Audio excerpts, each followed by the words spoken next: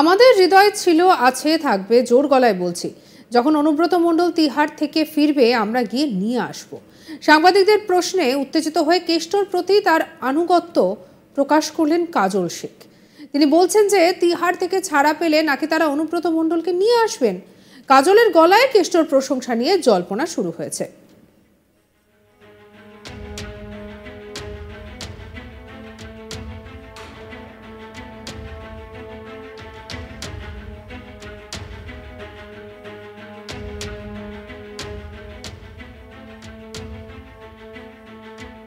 বীরভূমের অন্দরে কান পাতলে শোনা যেত অনুব্রত মণ্ডলের সঙ্গে কাজল শেখের বিরোধের কথা। একাধিকবার দুই নেতার অনুগামীদের মধ্যে কোন্দলও দেখা দিয়েছে। এবার সেই কেষ্টর সুখ্যাতি করেই জল্পনা বাড়ালেন কাজল। ২৭শে জুলাই বীরভূমের নানুরে তৃণমূলের শহীদ দিবস পালন করা হয়, আর সেই মঞ্চে হাজির হয়েছিলেন রাজ্যের আইনমন্ত্রী মলয় ঘটক। একই সঙ্গে ছিলেন জেলা পরিষদের সভাধিপতি কাজল শেখ। সভা থেকে রাজ্যের আইনমন্ত্রী ২১-এর শহীদ দিবস এবং নানুরের ২৭শে জুলাই শহীদ দিবস নিয়ে বাম নেতৃত্বকে একহাত নেন। সিপিএমের হারমাত বলেও আক্রমণ করেন বামেদের। তিনি আরও বলেন যে ওরা সরকার চালানোর কোনো নেতা খুন করতে হলে তাকে ডাকাত বানিয়ে দিত। তৃণমূল কাউকে ভুলে যায় না। আজ ২১ বছর হয়ে গেল। কলকাতার রাজপথে যাদের গুলি করে হত্যা করা হয়েছিল তাদের জন্য আজও শহীদ দিবস পালন হয়। ২৭শে জুলাই নানুরের শহীদদের কেউ কিন্তু ভুলে যায়নি। কাজল শেখের হৃদয়ে আছে কেষ্টদা। টিম অনুব্রত ২০২১ নির্বাচনে জয়ী হয়েছে। লোকসভা নির্বাচনের এমপি অসিত মাল ৩ লক্ষ ভোটে জিতেছেন। শতাব্দী রায় ২ লক্ষ ভোটে জয়ী হয়েছেন। টিম অনুব্রত কাজ করছে। জয়ী হয়ে আমাদের সেনাপতি অভিষেক বন্দ্যোপাধ্যায়, মমতা বন্দ্যোপাধ্যায়ের নেতৃত্বে আমরা জয়ী হয়েছি।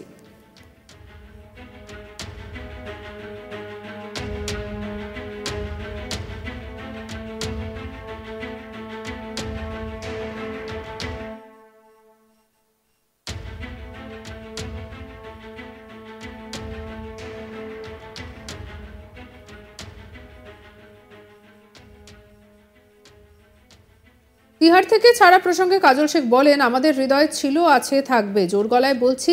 যখন অনুব্রত মণ্ডল তিহার থেকে আসবে আমরা গিয়ে নিয়ে আসব। কি বলছেন কাজল শেখ শোনাবো আপনাদের।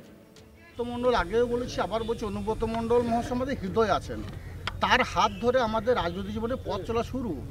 বীরভূম জেলার যে ২১শে নির্বাচন, আমি বক্তব্যের মাধ্যমে বলেছি, ২১শে নির্বাচন টিম অনুব্রত মণ্ডল মহাশয় করেছেন এবং আমাদের দলের সেনাপতি অভিষেক বন্দ্যোপাধ্যায় যখন তারাপীঠ এসেছিলেন তিনি নির্দেশ দিয়েছিলেন কীভাবে লোকসভা নির্বাচন করা যায়। তার নির্দেশ মতো বীরভূম জেলার যে নির্বাচন হয়েছে, মানুষ লাইন দাঁড়িয়ে ভোট দিয়েছে, নিজের ভোট নিজে দিয়েছে, কোনো রক্তপাত হয়নি, কোনো থানায় একটা অভিযোগ হয়নি। বিগত দিনে যে লোকসভা ভোটের জয় ছিল সেই জয়কে ছাপিয়ে গিয়েছে।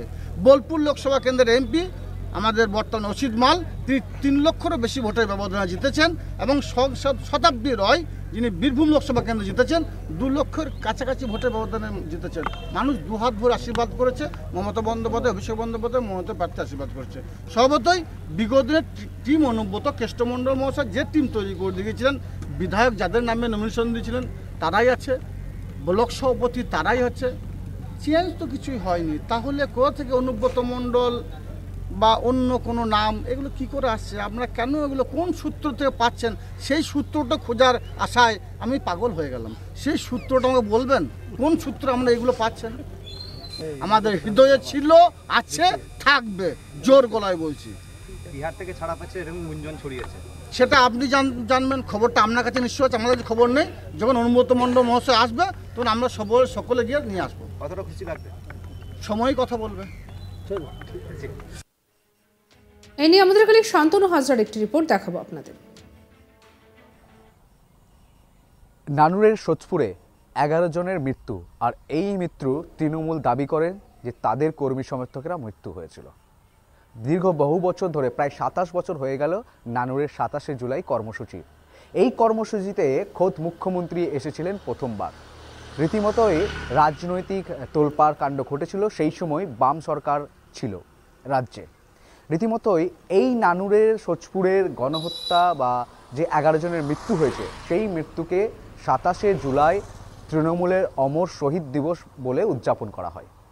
আর এই উদযাপনের দিন অনুব্রতর যে যুযুধান ছিল কাজল শেখের সাথে, সেই কাজল শেখের বীরভূম জেলা পরিষদের সভাধিপতি কাজল শেখের কণ্ঠে অনুব্রতর জন্য সুর চড়ল। কাজল শেখ তিনি স্পষ্ট জানাচ্ছেন যে অনুব্রত মণ্ডলের 21-এর নির্বাচনে কাজ করেছে, লোকসভা নির্বাচনে টিম অনুব্রত কাজ করেছে। অভিষেক বন্দ্যোপাধ্যায় সেনাপতি ছিলেন, তো মমতা বন্দ্যোপাধ্যায় তিনি আশীর্বাদ দিয়েছেন তৃণমূলের সকল প্রার্থীকে, সেই কারণে টিম অনুব্রতই কাজ করেছে।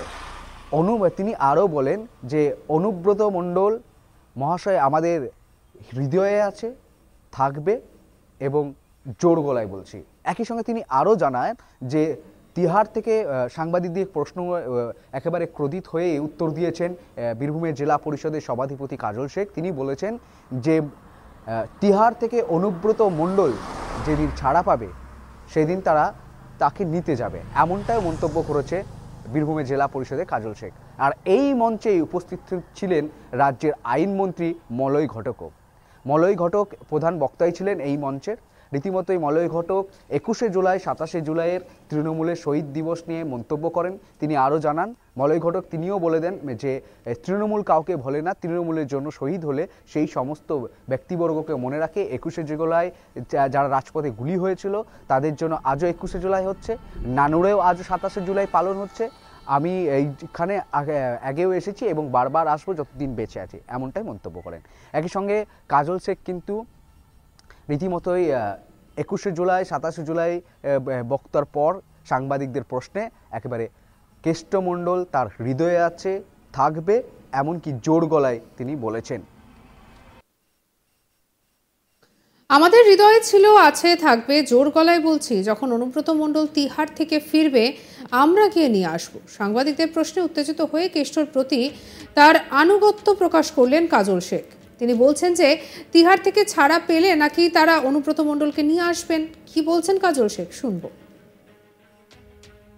মণ্ডল আগেও বলেছি, আবার বলছি, অনুব্রত মণ্ডল মহাশয় আমাদের হৃদয়ে আছেন। তার হাত ধরে আমাদের রাজনৈতিক জীবনে পথ চলা শুরু।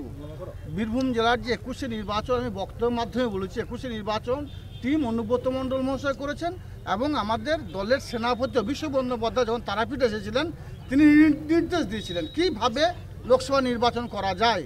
তার নির্দেশ মতো বীরভূম জেলার যে নির্বাচন হয়েছে, মানুষ লাইন দাঁড়িয়ে ভোট দিয়েছে, নিজের ভোট নিজে দিয়েছে, কোনো রক্তপাত হয়নি, কোনো থানায় একটা অভিযোগ হয়নি। বিগত দিনে যে লোকসভা ভোটের জয় ছিল সেই জয়কে ছাপিয়ে গিয়েছে। বোলপুর লোকসভা কেন্দ্রের এমপি আমাদের বর্তমান অসিত মাল, তিনি 3 লক্ষেরও বেশি ভোটের ব্যবধানে জিতেছেন এবং শতাব্দী রয় যিনি বীরভূম লোকসভা কেন্দ্রে জিতেছেন 2 লক্ষের কাছাকাছি ভোটের ব্যবধানে জিতেছেন। মানুষ দুহাত ভরে আশীর্বাদ করেছে মমতা। সাবস্ক্রাইব করতে ভুলবেন না আজ তাক বাংলাকে।